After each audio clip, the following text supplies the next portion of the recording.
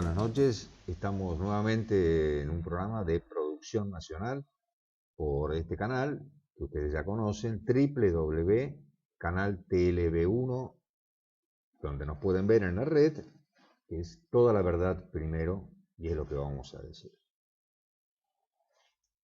Antes de comenzar con el invitado de hoy, quiero hacer mención especialmente a un hecho que enluta a la nación argentina al haber perdido a uno de los héroes de la gesta de Malvinas, el señor almirante Busser. En el día de hoy fue el entierro del señor almirante, quien murió el sábado pasado, dejándonos enseñanzas no solo en el plano militar, sino como persona, como hombre de bien.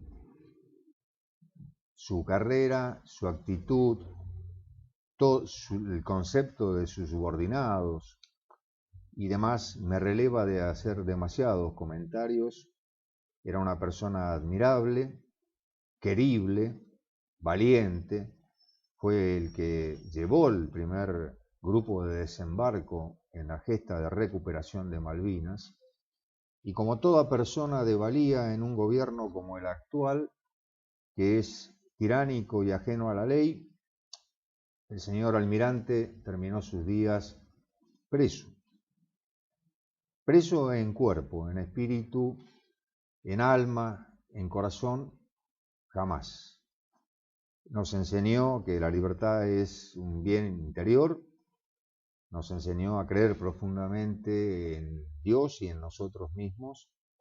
Yo siempre, como un primo hermano de arma de las viejas camadas, le quedaré reconocido y espero que la patria algún día brinde el homenaje que el señor almirante Busser merece. El segundo tema es un poco más frívolo. ¿Y por qué frívolo? Y porque me voy a dirigir a la señora presidente de los argentinos, pidiéndole un favor. Cuando tenga alguna otra misión en otro país, es chiquito lo que voy a decir y es cortito, señor director, no se preocupe, por favor, ya que nos representa a todos, a algunos no nos haga pasar el papelón de todos los días, ni en el exterior, ni por supuesto acá en cadena nacional. Trate de ser un poquito más dosificada en las cosas, de leer lo que va a decir y de no cometer las gafas que nos acostumbra en la cadena y que ahora transmite en el exterior. Desde ya le voy a quedar muy reconocido, señora. Tenemos como invitado de hoy al doctor Claudio Andrés Honesto. ¿Qué tal, doctor? ¿Cómo está? Buenas tardes, mucho gusto. Un gusto tenerlo en el programa. Gracias por invitarme. El doctor es abogado, egresado de la UBA, ¿sí? Ha hecho el máster en la Universidad de Illinois. Ha sido director de empresas de importancia, Suyard, Central Costanera Sociedad Anónima Edesur. Bueno, fue miembro fundador del Consejo de Administración del Club de Roma y un currículum descollante que nos permite abordar el tema que a usted le gusta y que es la energía en Argentina. Vamos a empezar explicándole a la gente, hay algún temita que anda dando vuelta que es el problema del biodiesel. ¿Qué está pasando con ese tema, doctor? El problema actual, ¿Qué es el problema de actualidad. Bueno, el biodiesel digamos, es lo que se llama bioenergía, o sea que es energía limpia, energía no tradicional, es decir, la tradicional de las energías fósiles. Esto el biodiesel es a partir del aceite de soja.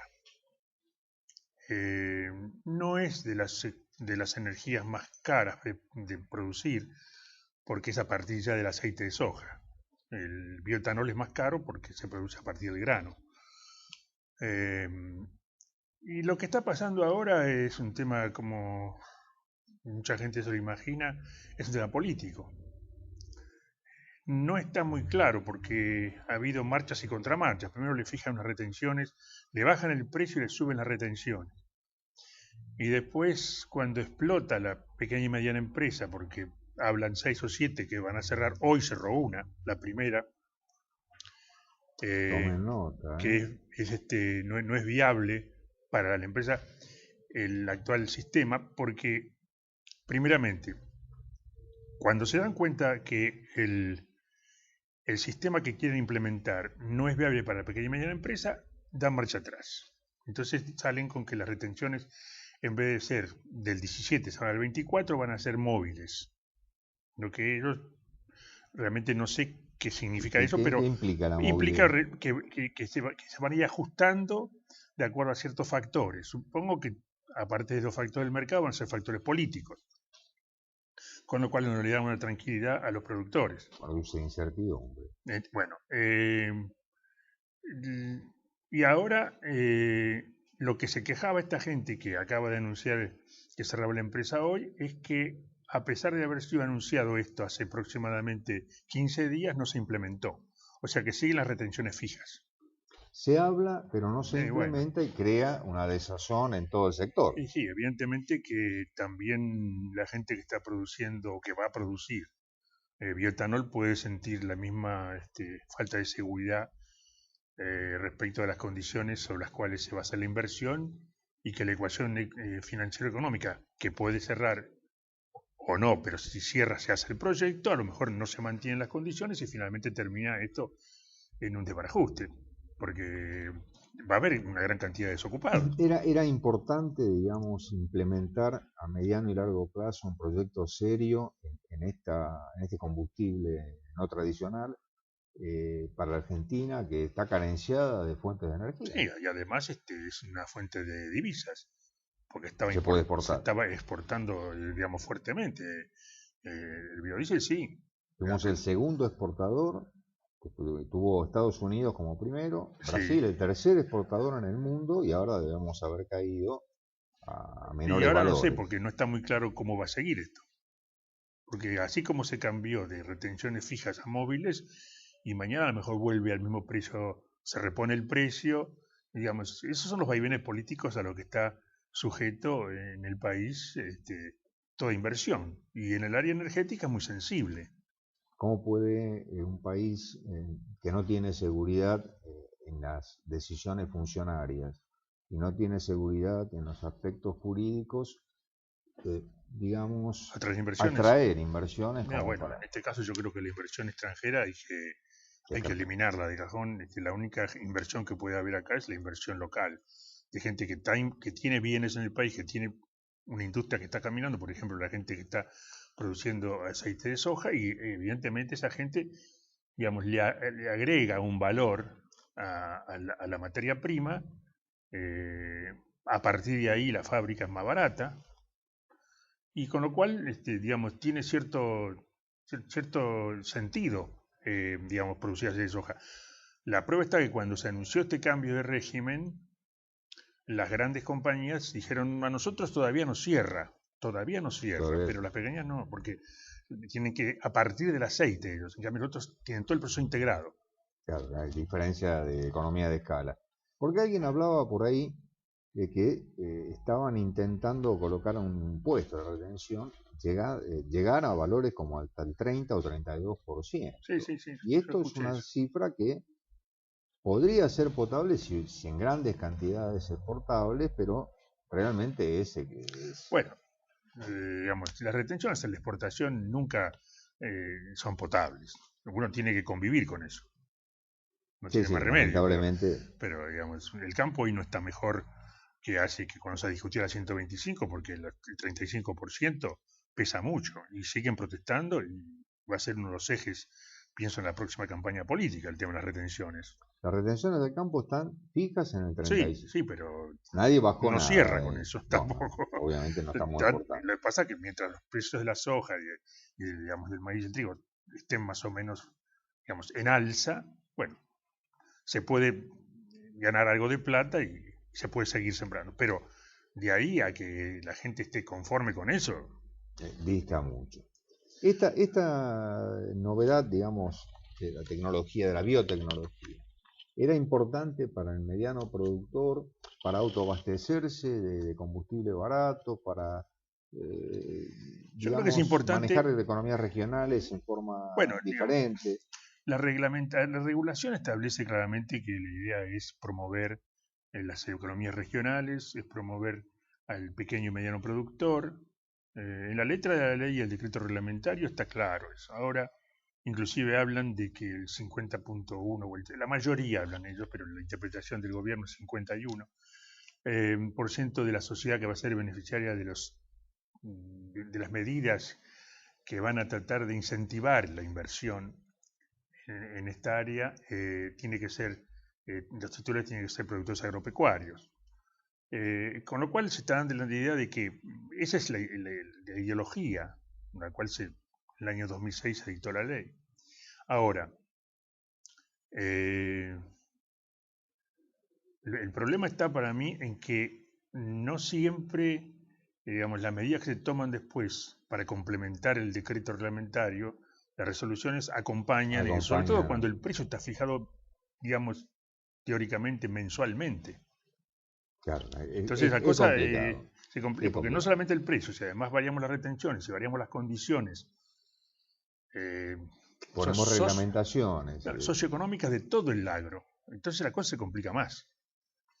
Yo quería dejarle a la gente que nos ve y nos escucha la idea de que el agro no solamente está produciendo commodities, sino que es una fuente, y después vamos a hablar de otras fuentes que por ahí son novedosas para muchas personas que no lo saben.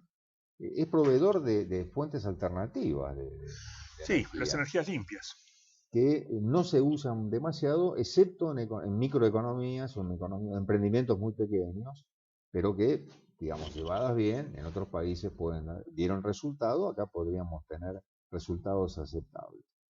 El tema del decreto ya lo sacaron, es si no recuerdo mal, es el 1339 del 2012, donde, bueno, llevan del 20 al 32% estas retenciones, y lógico, claro, Argentina va a resentir su puesto de liderazgo en la exportación de biodiesel. En cuanto a las energías consumibles, digamos, no tradicionales, ¿qué me puede contar? Las no tradicionales. Las no tradicionales. Hay otro tipo hasta el maní. No, sí, las no tradicionales tenemos varias. Empezamos con la energía solar, tenemos la energía eólica, la geotermia. Lo que pasa es que todo ese tipo de energía se está todavía un poco en veremos en nuestro país. Nosotros todavía estamos apegados, como la mayor parte en el mundo, a las energías fósiles. Eso es petróleo. Y claro, y eso realmente va a ser bastante difícil en la medida en que los precios de las energías fósiles no se disparen mucho. No se olvidemos que todo empezó cuando el barril salió de $20 a $50, después se fue a $100, llegó un momento a $140. Ahora está en 98, 97 y nada hace prever que va a ser un gran despegue. Entonces hay que tener cuidado con el tema, porque todo es muy lindo, digamos, se neutraliza digamos, las cenizas y el ácido carbónico que anda por el aire, que contamina, que perjudica, digamos, tanto a la población como perjudica al campo. Pero hay que ver también a qué precio, porque implica una matriz nueva, finalmente, ¿no? Tenemos que... Sí, hay que reconvertir bueno, una entonces, cantidad de cosas. primero empezamos por mezclar, como estamos ahora mezclando al 5% los biocombustibles, que da para mucho más, pero se exporta y con el etanol estamos en el 5, pero llega al 2. O sea que todavía no hay cantidad. No, porque lo que está produciendo etanol hasta ahora es únicamente a partir del azúcar. Recién ahora empezó algunos proyectos de maíz sorgo que van a empezar a funcionar. No, para que la gente conozca, pero bueno, el etanol surge, por ejemplo, de los desechos de la... No, digamos, el grano, la producción de bioetanol es a partir del grano de maíz o del grano de sorgo. Y eso, de ahí se deriva un subproducto, que es el grano soluble destilado, que de alguna manera, digamos, sirve para alimentar el ganado y tiene mucha utilidad porque es rico en proteínas y en otros nutrientes para el ganado, no solamente el ganado bovino, el ovino, el porcino, Eso es muy útil, es muy digamos, útil. para... De otro estaba leyendo algo que decía que de un kilo de maíz, el 33% es etanol, el 33% es el subproducto y el 33% es dióxido de carbono, que lo utilizan las empresas que fabrican bebidas gaseosas. Claro, claro. O sea que todo se aprovecha ahí, Sí, sí. el 100%, sea vía etanol o los subproductos. Ahora, decíamos, las energías tradicionales va a ser muy difícil poder desplazarlas o reemplazarlas en este momento porque tanto el solar como la eólica son energías que en este momento no son económicamente viables en cantidad. Y en este país, no nos olvidemos que nosotros no somos un país en este momento en que las inversiones fluyan, donde el capital local alcanza para invertir, está decidido a invertir en el país. El capital extranjero lo está viendo como una panacea al país, no. Entonces, pensar en que vamos a diversificar la matriz energética en energías no tradicionales, es interesante tenerlo como objetivo, pero la realidad... Habrá gente que es especialista en estudiar este tipo de La realidad es energías. que estamos un poco lejos todavía de que eso pueda ser una solución alternativa a esto. Estamos tratando de ver cómo podemos mezclar. En Estados Unidos tenemos el 15% de mezcla entre el etanol y la nafta, y acá estamos en el 5% y no llegamos. Y cuando vamos a empezar a producir, que hay 20 proyectos dando vuelta, con 1.500 millones de dólares de inversión, en este momento sería la panacea. Y son empresas locales, evidentemente. Le estamos transmitiendo inseguridad jurídica como esos proyectos que ya están lanzados. Hay 3 que van a entrar a funcionamiento este año, pero los demás, y yo no sé, 2013, 2014, 2016. O repliegan un poco y bueno, hasta que campe, ¿no? Entonces, yo creo que la gente tiene que tener idea de las distintas alternativas, pero lo que tenemos que poner el énfasis nosotros es que lo que tenemos hoy son energías fósiles tradicionales. ¿Y qué hacemos con esas energías? ¿Las sacamos, las explotamos o las mantenemos? De acuerdo a la situación económica y política del país, lo que pasa es que esas energías hoy no están explotadas en total. Fíjese en el tema del petróleo. Hay un problema de que también tenemos que usar divisas para importar, ¿no? Bueno, ¿Qué pasó usamos divisas para importar porque realmente lo que pasa es que la producción a sola ha caído. O sea, Argentina siempre fue un país de exportador de energía. Hasta el año, desde 1980, Argentina, gracias al famoso plan de Frondizi de los años 60, siempre importó, pero siempre exportó. Se importaban las livianas, los petróleo y naftas livianas, y se exportaba el pesado. O sea que siempre hubo exportación e importación de energía, aún en el petróleo, pero también pasaba en el gas. Nosotros exportábamos a Chile y le exportábamos a Uruguay y le vendíamos e importábamos de Bolivia. Y electricidad lo mismo. Estamos vendiendo a Chile y le compramos y vendíamos con Brasil. Lo que pasa es que a partir de, yo diría, de este año, el año pasado, Argentina tiene un déficit hoy energético de 3.000 millones de dólares. O sea, entre lo que se compra y lo que se vende, hay 3.000 millones de déficit. Ahora, en el próximo bloque, me va a contar por qué tenemos 3.000 millones de dólares de déficit, que realmente es una cifra que... Y apunta a 4.000 este año. Entonces me quedo más tranquilo para ver la tanda que me va a dar el señor director.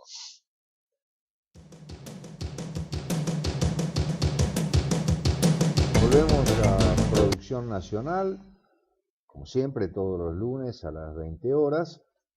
Hoy, con la visita del doctor Claudio Andrés Oneto, le habíamos dejado una pregunta sencilla para un país tan rico. Vamos a tener un déficit de 4.000 millones de dólares. Este año se estima que va a llegar a 4.000. No sé lo que va a pasar el año que viene porque hay que ver si se puede mantener el mismo grado de subsidios. Es decir, ¿por qué ocurre todo esto? En el petróleo, por ejemplo, Argentina hoy está produciendo un 25% menos que en el año 2000 en petróleo y en gas un 15%. Ahora, ¿por qué ocurre esto? Bueno, primero porque los precios internacionales no existen en la Argentina. Eso es lo fundamental. Porque si uno dice, yo le estoy pagando $50 el barril a la producción nacional y afuera vale 100, y en el gas es mucho peor. Están pagando $2.50 el millón de BTU, que es una medida para el gas, y estamos importando de Bolivia 11 y de Venezuela 16. Es totalmente, digamos, por eso es que digamos, el desfasaje total, y eso es que crea que la gente no invierte en exploración. La exploración tiene un déficit de un 75%, es decir, hay un 75% de faltante de inversión en exploración para poder entonces estar a la altura de la producción adecuada para poder satisfacer las necesidades y poder exportar y que no haya déficit y no haya superávit. No hablemos de lo que es energía eléctrica, porque energía eléctrica, digamos, lo que ha pasado en los últimos años, a partir del año 2001, es una aberración. Cuando se privatiza, porque lo que nadie dice, lamentablemente, en televisión ni en radio, es que hoy tenemos energía eléctrica gracias a los años 90. Nos guste o no nos guste, es así. Es decir, se denosta a los años 90 diciendo todo lo que se pueda decir de mal, pero las licitaciones y la adjudicación en el área eléctrica es lo que le permitió a Argentina salir de los apagones que teníamos en el 89. ¿Se acuerdan los salvajes, apagones programados, los apagones sin programa? ¿no? Salvajes, ¿no? Y poder, digamos, tener un flujo constante para tanto el área residencial como para el área industrial. Ahora, se privatiza. Se crea entonces el famoso mercado eléctrico mayorista, que era simplemente donde la gente va, oferta energía y se compra energía. ¿Quién oferta y quién compra? Los generadores ofertan, los distribuidores compran. Y eso lo administraba un ente mixto, que era Camesa, que es Camesa todavía, y que, digamos, formado por el gobierno, los generadores, productores. O sea que estaba todo representado. Y funcionó bien. ¿Por qué funcionó bien? Porque el precio que se pagaba ahí era el precio de la última unidad que era despachada a plaza. La despachaba Camesa. ¿Y qué significaba eso? La unidad menos eficiente era la que fijaba el precio. O sea que los más eficientes se beneficiaban de la diferencia entre los más y los menos. O sea, entonces estaban todos tratando de ser más eficientes para poder despachar siempre. Bueno, eso, digamos, se distorsionó de tal manera, y además estaba el dólar. Cuando viene la crisis del 2001, se deja de lado eso, la ley de emergencia económica, y entonces aparece la panacea en el 2003, porque ya en el año 2001-2002 se intentó restablecer el mecanismo del mercado electromayorista con algunas modificaciones para adaptar la situación argentina en ese momento. Pero en el 2004 lo que se dice es, bueno, miren, el mercado va a funcionar subvencionado. Ahí se va a subsidiar la energía eléctrica, con lo cual no es cuestión de que el precio lo fije los generadores y la oferta y la demanda. Lo fija el Estado de manera tal de que el residencial no le aumentamos nada y vamos a congelar el precio por el tiempo que querramos y consideremos oportuno, de acuerdo a la situación del país. Entonces, hoy estamos pagando los residenciales el mismo precio por la energía eléctrica que estaban pagando en el año 2001. ¿Y qué pasó en el medio? Y este año se gastó en la subvención de la energía eléctrica para que se pueda ver energía en los hogares residenciales y que la industria, a pesar de que le cortan la energía, 12.000 millones de dólares. 12.000 millones de dólares es lo que se ha gastado. El año pasado 10.000, el otro año 9.000, y no se sabe qué va a pasar el año que viene. Hay que explicarle un poquito a la gente que también cuando hay una carencia de energía eléctrica, lo primero que se hace es cortar el circuito industrial para que el residencial siga manteniendo energía, ¿sí? Claro, pero ¿por qué se hace eso? Y es obvio por el consumo. Entonces, ¿qué pasa? Esas industrias paran. No pueden seguir produciendo. Algo pasa. De 45 a 60 días por año las industrias tienen que parar. El gas, 2 meses. El gas prácticamente, que es lo más importante, porque con gas se puede producir energía eléctrica. Sin gas hay que ir al gasoil. Pero además las fábricas que trabajan con gas a veces no trabajan con gasoil. Para producir energía eléctrica se puede producir con gas, que son las térmicas, y si no hay gas, con gasoil. Lo que el importado, y de ahí surge todo el desbarajuste que hay y el desfasaje de los precios. Hay una cosa muy curiosa. Yo no sé sacar el subsidio, disculpen que lo interrumpa, sí. Sacar el subsidio hoy día al consumo residencial sería medio como caótico. Es imposible hacerlo, porque, digamos, produciría un shock tan tremendo que, primero, políticamente no es digerible. Y socialmente yo creo que produciría muchos problemas. Entonces, hoy no podemos hacer eso. Ahora, lo curioso es que si uno lee la factura de Edesur y de Edenor, al pie está el desfasaje bien clarito. Está bien que nosotros, digamos, por ahí pagamos la energía eléctrica 10 veces más barata que Montevideo, 9 veces más barata que San Pablo y 8 que Chile. Porque pueden decir, bueno, hay factores estacionales, hay factores geográficos, hay factores de país, factores económicos. Nunca esa cantidad. Pero ¿cuál es la razón, si no es política, por la cual Santa Fe y Córdoba pagan 9 veces más cara? Porque el 40% del electorado está en la provincia de Buenos Aires y la capital federal. Y entonces ahí está intocable. Y eso cuesta 12.000 millones de dólares. No, es una locura todo eso. Despropósito absoluto. Y no tenemos electricidad, porque digamos, el residencial tiene en la capital y en el Gran Buenos Aires, pero la industria no. Y además tenemos serios problemas en el interior. En el interior los cortes residenciales existen. La gente se queda sin luz. Córdoba. Y bueno, ahí está. A pesar de que es 8 veces más cara. Más cara, sí.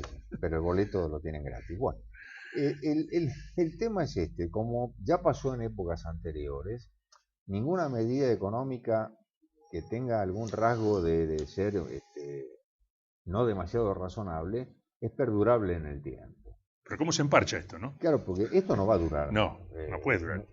No sé, 100 años no va a durar el subsidio así, ni mucho menos. Excepto que, no sé, empezaron a funcionar cosas que todavía ni siquiera tenemos. Entonces, esto en algún momento va a explotar.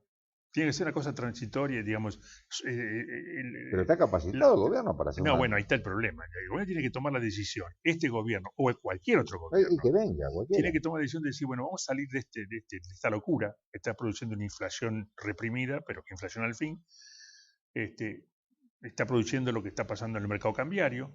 El cepo cambiario y no hay dólares, ¿por qué es? Bueno, porque los dólares se van por inseguridad y además por el déficit que está produciendo es poner 12.000 millones para importar electricidad, para subsidiar la electricidad. Es un subsidio, porque después tenemos empresas que no sirven para nada, trenes que no funcionan, pero qué sé yo. Y el transporte. El transporte es el tren. También subsidiado. Ahí está. El boleto de la capital y el que está subsidiado a un valor que dice que si lo dejaran de subsidiar se iría 3 veces arriba. ¿Quién lo puede pagar? Si yo quito todos los subsidios, no es que está, ya se volatiza. Por eso, tiene que ser una cosa paulatina en la cual se empiece a decir, bueno, la energía hoy va a costar, los subsidios bajan en un 30%, y dentro de 2 años otro 30%, y en otros 2 años otro 30%. Yo creo que en 5 o 6 años podría salirse eso. Nivelando con el nivel de empleo. Pero es que toda la economía tiene que ser distinta. No es únicamente sacar el subsidio. El tema es que problema. Tiene que haber inversiones. Porque si no, esto no sirve para nada. Ahí. Es decir, ¿qué es lo que se invirtió? Supongo, el otro día hay un dato curioso. ¿Qué se invirtió en los últimos, del 2004 al 2011? En los últimos 7 años, ¿qué se invirtió en electricidad? ¿Se crearon nuevas usinas? Sí, se crearon 2.800 megavatios. Ajá. ¿Y quién invirtió eso? La inversión vino de plata que se le debía a las empresas, porque no se le pudo pagar todo el subsidio. Claro. Entonces se le pagó con un bono a 3 años y se le dijo, acá tenemos tantos millones. ¿Cómo los quieren cobrar? Tienen que hacer plantas eléctricas para eso. En vez de pagarle a ustedes, vamos a hacer la planta por cuenta de ustedes. O sea, ustedes van a ser propietarios de esa planta. El Estado le va a pagar a ustedes, pero no le va a pagar para que ustedes se lo lleven. Planta. Es para que ustedes inviertan en una planta. Y la nueva planta van a ser propiedad de ustedes en la proporción de sus creencias. O sea, el Estado le está debiendo hoy un 30%, bueno, va a ser 30% dueño de la planta. 4 plantas hicieron así. Pero lo hicimos nosotros. Pero ahora, forzados. Es una cosa loca. Demasiado forzado. ¿Quién va a poner acá una inversión? Entonces? Ahora, el tema es si sale de servicio para mantenimiento, como tiene que salir Atucha. Si sale de servicio Río Tercero, que tiene algún tipo de inconveniente. ¿Qué nos queda? Las velas. Le cortan las industrias. El residencial no va a sufrir. No se puede producir, y es más, no se puede tener un plan de invertir. No hay forma. Porque si usted me va a cortar la energía, me aplica los decretos que se le da la gana en el momento que se... Bueno, parecería un país sin seguridad de nada. No nos olvidemos que la ley de emergencia económica no fue derogada. No fue derogada, no. Con lo cual siempre Pueden tenemos hacer lo que quieran. Es decir, usted ve en el corto y mediano plazo una carencia Ahora, de ¿cómo inversión. hacemos para poner plantas de bioenergía? Porque si no tenemos gas y no tenemos electricidad, va a ser medio complicado ubicar esos lugares, salvo en determinados lugares. Es decir, hay que buscar el lugar donde haya luz, electricidad, donde haya gas, interrupción. Antes había gas interrumpible y no interrumpible, ahora todo es interrumpible, por más Sí, que, sí, o sí, sea, no es cuestión, no hay más. Cuando llegó el Bueno, buque no hay más gas. entonces tenemos que ver cuántos días en esa zona que se va a poner, tiene que estar cerca de los medios de comunicación, vías de agua, carretera, tiene que estar cerca de los feedlots, o sea, los ganados que comen el grano ese que sale como Hasta la subproducto. localización no es Pero fácil. no es fácil, pero le estamos agregando además dos elementos importantes, la luz y el gas. Que es lo que tenemos de déficit. Entonces, Es además decir, de todos los lugares que... Entonces, y es un poco es complicado el tema. como que nos fuimos enroscando y ahora el alambre de púa nos duele. Y Va a limita ser el desarrollo. y limita el desarrollo. El subsidio no soluciona el problema, lo posterga. Yo creo que los subsidios de cualquier naturaleza no solucionan ningún problema, ni siquiera el laboral, porque subsidiar también el trabajo para que no se haga nada tampoco arregló ningún problema, ¿cierto? Yo Es déficit podría, del Estado. por supuesto, pero las cifras que manejamos con usted, otros invitados que han venido hablando de otros temas y demás, hablan como que es un estado dispensador. Acá somos la primera potencia del mundo. Yo no sabía. Me hubieran avisado antes, porque 12.000 por allá, 15.000 por 32.000 millones de pesos de emisión. Esto es una barbaridad. No. Bueno, eso es el nivel de pobreza. Se refleja en el nivel de pobreza. Es decir, hoy tenemos mucho más pobres, por más que la estadística y el INDEC que han demostrado lo contrario, que lo que teníamos en el año 2004, 2003, cuando subió este gobierno. No, porque usted puede hoy vivir cómodamente con 13 pesos por día. Por eso. Ah, está bien, estamos bien. Por eso el INDEC dice que bajó el nivel de pobreza, pero en realidad todo esto que estamos hablando que produce es mayor pobres. Con un nivel de emisión como el que yo le mencionaba, ¿quién puede pensar que no va a generar inflación? Nadie. Los magos. Es natural que si yo vuelco pesos que ya están devaluados, ni bien terminé de imprimirlos. Bueno, pero esa es la vieja teoría que hoy está pasada de moda, de acuerdo a los economistas. Pero yo soy de la vieja claro, escuela. que la oferta monetaria produce inflación. La oferta monetaria, si está volcada al consumo, sí, pero a la inversión no. Bueno, pero acá está volcada. Sí, ahí está el tema. Ni al consumo ni a la inversión, sino al consumo. Es al consumo, en realidad. Es al consumo, porque tener electricidad en los hogares lo que está haciendo es favorecer el consumo de alguna manera indirecta. Claro, pero como no está ganado, no genera en contrapartida a la persona que recibe ese consumo la productividad necesaria como para reponer por productividad. Es más, digamos, es barato, se consume más. Claro. Es peor. Bueno, pero tenemos muchos, el muchas energías, digamos, subsidiadas. Acuérdese que tenemos fútbol para todos, una cantidad de cosas que entran dentro de este paquete de los 32.000 millones que tenemos que emitir. Banco Central, ¿cómo lo ve hoy día? ¿Qué es un banco de qué? El Banco Central es el banco de gobierno para financiarse. Pero no era que respondía... Sí, bueno, pero eso terminó hace por lo menos 3 años. Yo creo que hasta Redrado más o parcialmente podemos decir que cumplía sus funciones. A partir de Redrado que el asunto ya se desbarrancó. Y justamente ahí es donde empieza. ¿Y qué es lo que acumula? Letras. Bueno, el Banco Central no tiene 50.000 millones de dólares. No estuvo nunca en los últimos 4 años. O sea, lo real del Banco Central deben ser entre 10.000 y 12.000 millones. Después tienen letras que no generan interés o que generan un interés muy bajo. No redimible, sino hasta el final. O sea que hay que esperar para cobrarla, no rescatable. Préstamos, adelantos transitorios del Tesoro. Adelantos transitorios. Bueno, finalmente tenemos una gran cantidad de papeles que cuando llega el momento no sirven para nada a los efectos de lo que uno quiere decir. A los efectos de, digamos, si hoy se pensara en hacer algo parecido a los años 90, y entonces el dólar tendría que estar, digamos, si el dólar paralelo está a 6.15 o 6.20, el dólar tendría que estar Antes se hablaba de 3 a 6, ahora tendríamos que hablar de 6 a 9. De 6 a 9. Es una locura. Entonces, ¿no? Es decir, todo esto es un desfasaje tan... Es una locura porque llevamos a la locura del sistema y parecería que no hay una norma fija que nos permita poner sistemas de límites. Pero lo del sistema financiero me lo va a contar en el próximo bloque porque es interesante que la gente entienda que a todos nos va a llegar un poquito el toque de recesión que obviamente estamos ya sintiendo. Bueno, yo no soy por un el lado economista, pero evidentemente es una cosa... No, pero es una razonable. charla informal entre amigos. Vamos a una tanda, señor director.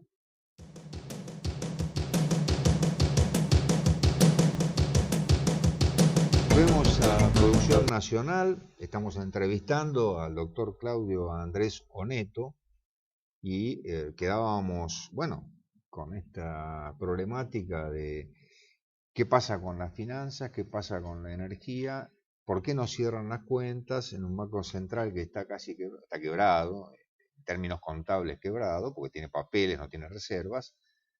¿Cuánto nos va a costar? Sigue emitiendo. Sigue emitiendo. Sí, sí. Emitir es deuda. Para que la gente sepa, cuando emito, debo. ¿Sí? Si no tengo la contrapartida. Si no tengo la contrapartida, no no la tiene. Pero los 50.000 millones que la presidenta encorsetaba la economía a prueba de balas, parece que tiene 47. Nos tiraron con Ya quedan 47. 47 en papeles. ¿Qué va a pasar con el régimen energético que lamentablemente, es elemental para todo país? Para China, por ejemplo, ya pasó a depender de importación. China. Nosotros tenemos un grado de dependencia muy grande que hace 20 años no teníamos. ¿Cómo cerramos? Yo diría 20 años, yo diría que hasta hace 8 años, 7 años, estábamos más o menos bien. Después fue cayendo progresivamente con el sistema que se aplicó a partir del año 2004. Un dato curioso es, ¿por qué nosotros no tenemos petróleo hoy? ¿Qué pasó con Repsol? ¿Por qué no? Claro, pero ¿qué pasó? Es el tema ese. ¿Por qué YPF cayó de 42, 43% que tenía hace 4 años del mercado de producción al 23%? Bueno, ahí es un tema político. Porque ¿qué pasó ahí? En el 2008 se le vende, teóricamente, Repsol vende 25% a un grupo argentino, y el grupo argentino paga... Es que nace, sí, paga con un préstamo que le hace Repsol, préstamo llamado Puente, hasta que empiece a generar, cobrar dividendos, y cuando llega el momento de cobrar los dividendos, le autorizan la distribución del 90% de los dividendos.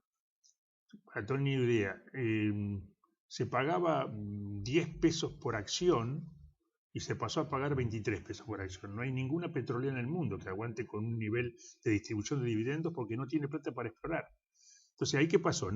Dejaron de explorar. Cayó la exploración. Y por eso hablamos, y eso es fundamental para lo que pasó después.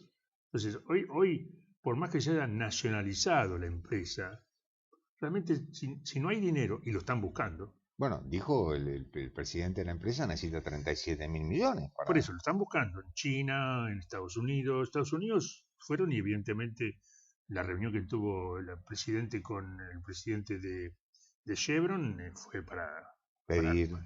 Y con el de Exxon más o menos lo mismo. Lo que pasa es que Exxon ya se fue del país. No puedo poner un peso. Exxon se fue, vendió y ya únicamente va a ser un alquiler a la marca. Entonces, creo que el tema... De afuera inversiones no las ve potables como que ve. No, lo que pasa es que le van a exigir al país una tasa de retorno a la inversión extranjera muy alta, que el país no lo puede aceptar, ni este gobierno. Ni este gobierno. Y también una seguridad jurídica que no la puede dar.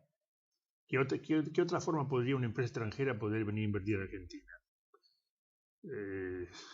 Realmente es muy difícil. Y en un área crítica, ¿no? En un área además que implica riesgo. Sí. Porque no es venir a poner una fábrica de tornillos, ¿no? Es vinculante la exploración petrolera con la exploración gasífera. Sí, claro. Están íntimamente vinculadas porque normalmente hay una explotación gasífera donde se encuentra una cuenca, ¿no? Yo me acuerdo que allá en el año 86 que se financió un proyecto de Total alemana, Bridas argentina y austral, y de Total de Minex, Total la francesa, de Minex alemana y Bridas Argentina en el sur, mar afuera, se le prestaron 125 millones, un consorcio de bancos americanos, para que ellos pudieran desarrollar el área petrolera. Y ahí encontraron grandes reservorios de gas. Grandes En reservorios la de gas. cuenca En la cuenca marítima. petrolera. Y después eso sirvió para desarrollar otra cuenca gasífera importante y aumentar la inversión. O sea que está íntimamente vinculado. O sea que recursos no es que no tengamos. El tema es que no sabemos dónde Tenemos que están explorarlos. porque no lo exploramos. Y después tenemos que explotarlos. Y después explotar. Porque ahora tenemos el famoso ese shale gas, shale petróleo, que es el petróleo, digamos, que implica una inversión, digamos, mucho mayor de la que implica el petróleo que se extrae normalmente y tradicionalmente, y eso implica una inversión que cuadruplica la inversión, digamos, tradicional. Además es Entonces, más destructivo el sistema, ¿no? es más destructivo, pero digamos, si tenemos un gran yacimiento, como aparentemente lo tenemos en Neuquén, sería interesante poder armar una inversión de esa naturaleza. Lo que pasa es que en este momento es imposible armar Estoy hablando de Vaca Muerta y todo eso. Esa inversión es imposible armarla hoy. Primero porque hay mucha competencia en otra parte del mundo y después por lo que la seguridad jurídica que trae Argentina. Nuestro problema es, como nos están diciendo en el mundo, es un problema de seriedad. Sean serios y les llegarán a la tierra prometida. Sigan en esta locura. Y crear las condiciones. Claro. Las condiciones que Argentina recreó durante muchos años y la inversión tuvo un fuerte impacto en la economía. Y usted como abogado, ¿cómo cree que se está desempeñando uno de los poderes básicos de una república, que es el poder judicial? Hay tres poderes, pero mi concepto es que en una república, vieja Roma, el poder judicial es el más importante. ¿Por qué? Porque los jueces son los que deciden sobre vidas y haciendas de las personas. En este marco del poder judicial actual, ¿cómo se puede estar confiado en una inversión que va a resolver, si tengo algún entuerto, determinado juez, que por sorteo cae siempre el mismo? Eso es lo que se llama la seguridad jurídica. No, las leyes están. No, pero digamos, seguridad jurídica no es únicamente que esté la ley y que se mantenga la ley, sino más que se aplique. ¿Y cómo se aplica acá la ley? Monedita y... No, la ley evidentemente tiene sus bemoles a la aplicación en este momento en contexto económico, no hablamos, ¿no? También en contexto político, no es únicamente en el contexto económico, pero eso implica, digamos, repensar el país. Repensar y recambiar. Bueno, repensar implica cambios. ¿No? Porque así, inclusive con nominaciones nuevas, porque con este elenco parecería no funcionar. No. Eso hace que torna no demasiado atractiva una república que realmente tiene potencialidades que en otros parámetros podrían traernos mucha inversión. Pero yo creo que hay que seguir trabajando en los proyectos porque no hay mal que dure 100 años.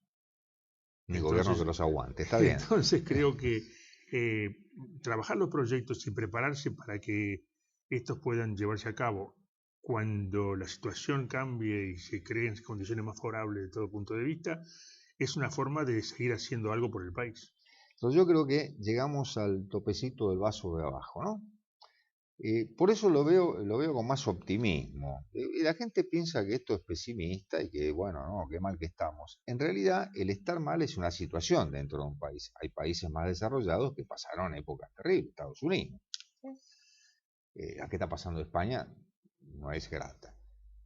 Pero el tema es, salimos de esta. Cuénteme cómo salimos. Y yo creo que, digamos, porque la capacidad la tenemos. Lo más importante es estar, digamos, convencido que el país no se acaba. No hay una acción terminal para un país. Nunca se acaba un país. Y mucho menos un país rico. Porque este país es rico. Va a tardar más tiempo en salir y va a costar más y va a ser más penoso, pero el país sale. Tenemos muchas cosas para explotar. Brasil hace 30 años no era la sexta potencia mundial, pero que se preocupó en buscar sus recursos naturales, los encontró, los explota y hoy es la sexta potencia en el mundo.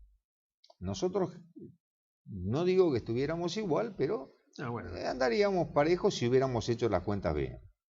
Los deberes hay que hacerlos bien. Difícilmente Brasil subsidió tanto. No. Nivel de subsidio, no. Además, No les hay gusta. subsidios realmente que pueden tener sentido en un momento para despegar un cierto aspecto de la economía o de la industria, pero no puede ser un subsidio permanente y sin futuro. Porque si yo trataría de descifrar cuál es el futuro del plan económico actual con los subsidios a nivel que está, yo no encuentro, digamos, una salida dentro de este esquema, ¿no? ¿Usted ve que hay un plan económico? No, por eso. ¿O es un tirar medidas? Ese es el problema, digamos, que no veo cuál es la salida dentro de este esquema económico. Pero no lo ve como plan. No hay un bueno, proyecto. Sí, se puede llamar modelo, plan, economía. No, un plan, digamos, estructurado no. No hay. No, son medidas que se toman. ¿Y en la oposición cómo la está viendo? La oposición dispersa. Dispersa y con ánimos de querer hacer algo a raíz de todas las circunstancias que se han planteado este año y sobre todo en el último mes. Creo que es un llamado de atención y que es un buen tirón de orejas. Y además la prensa está marcando eso. Y para la propia oposición también. Y para la porque oposición. Antes no era muy oposición. Ahora. Bueno, eso creo que es. Hay algunos movimientos que indicarían que podría llegar a ser un consenso sobre ciertas bases para poder estructurar una oposición similar a la que hizo Venezuela. Hay que esperar los resultados de esta semana. Pero por semana, lo menos ¿no? existe. Podrá ganar o perder, pero es una oposición, digamos, estructurada sí. y que coinciden partidos y puntos de vista diversos, inclusive opuestos, pero que tienen, digamos, algo en común. ¿Qué es lo que está tratando de hacer acá la oposición de alguna manera? Esta convulsión, obviamente, es una convulsión social que hay en los últimos tiempos. A este gobierno parece no importarle. ¿Usted cree? ¿Les cree cuando dicen que no le importa? Yo creo que sí. Que se ríen y dicen, no importa, son 4 tipos que no pisaron el césped. Yo creo que importa porque actúan un poco, no proactivamente, sino reaccionan frente a algo que pasa. Lo cual es muy peligroso. Si fueran proactivos sería distinto porque darían un paso adelante. Eso sería más peligroso. Si son reactivos no está tan mal porque van a la cola. Van a la cola. Pero los pone nerviosos. Yo creo que sí, porque las idas y venidas, las contramarchas y las medidas que toman y que después tratan de disimularlas para hacer algo completamente distinto, indican algo, ¿no? Indican que hay un cierto desconcierto. ¿Tiene mecanismo de repliegue este gobierno como para decir, bueno, vamos a parar, como decían en el fútbol, la pelota, miramos un poco y damos marcha atrás en cosas, o ya jugó mucho el modelo y no hay forma de... Yo creo que mecanismos siempre hay. El tema es que no hay voluntad. No tienen voluntad. No, porque hay una filosofía que es completamente distinta de la que podemos pensar nosotros. Y esa rajatabla. La filosofía de decir, pierdo 1, apuesto 2. Pierdo 2, apuesto 4. Y si no... y bueno, y ahí puedo perder todo o ganar todo. Y no les importa. Voy por más significa eso. ¿Qué es lo que realmente significa voy por más? Vienen por todo. Bueno, si yo tengo 4 y los pierdo y apuesto 8, es que voy por más. Pero es más por todo. El que tenemos nosotros. Señor director, cuide las cámaras, porque vienen por más. Es una frase un poco, digamos, desafortunada, eso, voy por más, porque realmente lo que tiene que tratar es mantener lo que tiene, ¿no? Más que ir por más. Y le está costando. Por eso, digamos eso. ¿Cómo calcula usted o cómo ve la imagen de conducción de la presidenta en este momento? ¿Bien? ¿No muy bien? ¿Deteriorada? ¿Herida? Yo la veo errática. Errática. Yo la veo errática. La veo con altos y bajos. Y eso, digamos, debe ser preocupante para la gente que está alrededor de ella. No saben cómo manejarse.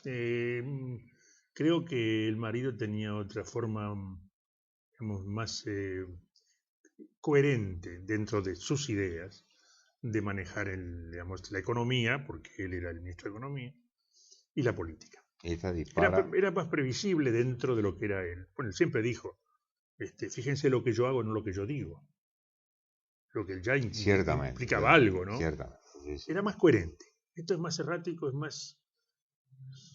Volvemos al tema de siempre. Jamás vamos a tener un plan económico, ni mucho menos gente plan energético.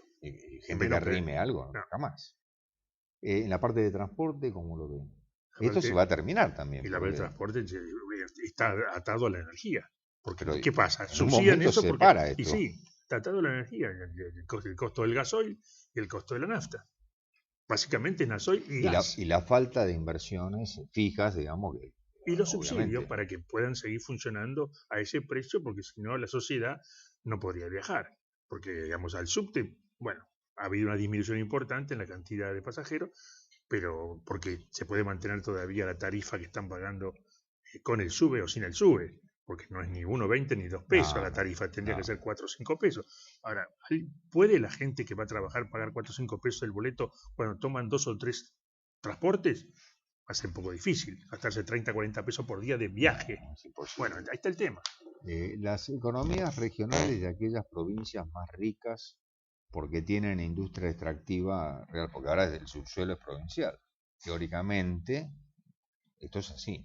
Yo me guío por lo que está escrito en la ley. Teóricamente. Sí, Neuquén, Mendoza. Bueno, son las que están, digamos, menos mal. Pero viven protestando. Sí, claro, porque, digamos, le están debiendo siempre a la Compartición Federal que no se la mandan. El tema primero, la nueva ley de Compartición Federal nunca se hizo. No, nunca se hizo. Entonces ahí empezamos mal ya. Y pues no se cumple con la actual. ¿Y qué pasa con el Congreso nuestro? ¿No trabajan? Bueno, sí, trabajan, pero trabajan feriados. No es una cuestión de que trabaje o no trabaje, es una cuestión de las medidas que aprueban. Y ahí está el problema. Es decir, se sigue una línea política y evidentemente de ahí no se sale, y con eso la situación no da como para que las provincias puedan salir a flote con lo que tuvieran que cobrar para poder equilibrar su presupuesto. Pero no ni para siquiera tener la provincia de Buenos Aires. No, menos que menos. Que tiene una coparticipación importante porque aporta también. Con la nueva ley sería mucho más justo. Claro. La provincia de Buenos Aires. Hay un compromiso subyacente en la ciudadanía y es las elecciones del año que viene. Acá yo creo que la gente tiene que tomar real conciencia de que hay que pensar muy bien dónde van a poner el voto. Sí.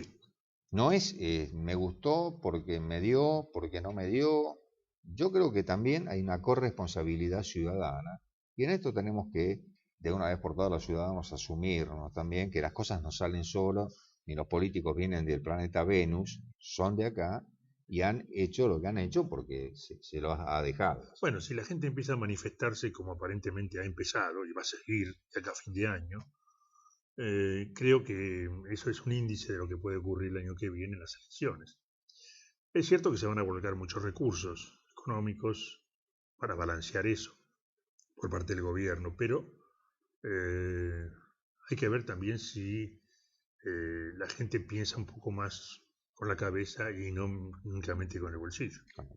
Queda comprometido por una nueva charla. Sí, cómo no. Le agradezco. Seremos mucho. Un poco más optimistas, a lo mejor. No, optimistas somos. La realidad es ni optimista ni pesimista, es la realidad. Sí. Yo le quedo muy agradecido, espero que haya estado cómodo en el programa. Sí, con mucho. Y bueno, queda desde ya comprometido para otra reunión con Sí, señor. Yo los voy a esperar en mi programa el lunes que viene a las 20 horas. Mañana no se pierdan a José Manuel Suaje Pinto en 8, 9 y 10. Y les voy a pedir una gauchada. Después de este programa, quédense. Hay un especial en homenaje al señor Almirante Busser. Y realmente es importante que lo vean. Espero que un día todos en la patria le reconozcan la valía de este gran soldado que nos dejó para formar en las tropas del Señor. Los espero el próximo lunes, les agradezco mucho, les dejo a usted la presencia con nosotros, Gracias. señor director.